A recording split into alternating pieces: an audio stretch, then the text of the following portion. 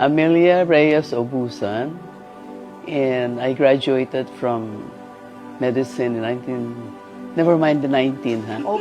Okay, Pass. from FEU. So, I did have a very good medical education, yeah. How many years na po kayo practicing the Doc? More than 50 years. On those 5 decades, Doc, na yun po, nakita niyo po Filipino patients, on the whole healthcare system po natin ngayon, how it improved and all. Ano yung mga nakita niyo pong challenges? The challenges are a lot of patients are being given multiple medications. Multiple medications. And you get the polypharmacy this way.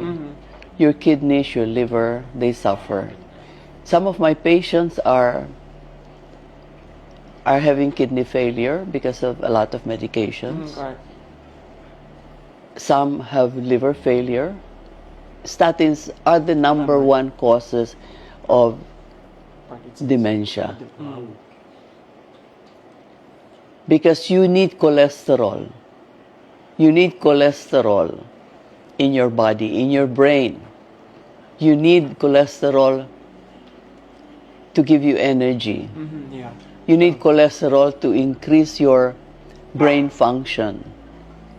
You need cholesterol, period. True. And it has been found out, we have a lot of studies now that are saying we all need cholesterol.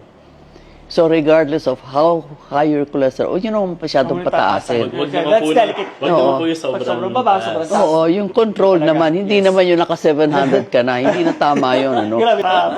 Oo, hindi na. Exercise is the best. Actually, walking, you don't have to break a bone when you exercise. You don't have to lift weights if you don't want to.